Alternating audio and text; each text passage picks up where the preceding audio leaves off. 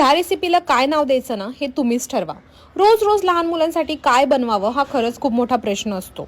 So मी आज म्हटलं काहीतरी एक्सपेरिमेंट करूया आणि मी इथे घेतलं थोडंसं बेसन पीठ, थोडंसं नाचणीचं पीठ जे घरात अवेलेबल होतंच। त्याच्यामध्ये ॲड केलं थोडंसं दही, थोडंसं आपले जे नॉर्मल मसाले असतात हळद, मीठ, तिखट हे थोडंसं ॲड केलं आणि पाणी आहे ना हे अगदी कमी ॲड केलं। खूप जास्त त्याचं पातळ बॅटर नाही बनवलं। त्यामध्ये मी किसलेलं गाजर, किसलेलं बीट, मेथी, टोमॅटो पाहिजे त्या भाज्या जे अवेलेबल असतील त्या सगळ्या ॲड केला आणि त्याचं असं घट्टसर थोडंसं मिश्रण बनवलं आणि तव्याला छान तूप लावून घेतलं। त्यावर हे जे मिश्रण आहे ते स्प्रेड केलं। खूप जास्त पातळ स्प्रेड नाही करायचं आहे, असं थोडंसं दाटसर घट्टच ठेवायचं आहे आणि मग ते छान होऊ द्यायचं आहे। अगदी म्हणजे खूप लवकर नाही होत, 5-10 मिनिटं ते होऊ द्यायचं कारण कच्चं राहायची भीती आहे जाडसर असल्यामुळे।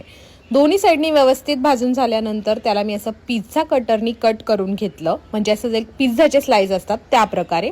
थोडंसं वेगळं दिसावं, छान दिसावं आणि ते खायला रुईला मजा यावी म्हणून। आणि आपल्या होममेड सॉस सोबत ते सर्व केलं। तुम्ही दही, चटणी कशाही सोबत सर्व करू शकता। या एकाच रेसिपीमध्ये तुम्हाला प्रोटीन, कॅल्शियम, फायबर सगळं काही एकाच याच्यात मिळणार आहे। सो नक्की तुम्ही तुमच्या लहान मुलांसाठी ट्राय करून बघू शकता, त्यांना नक्की आवडेल।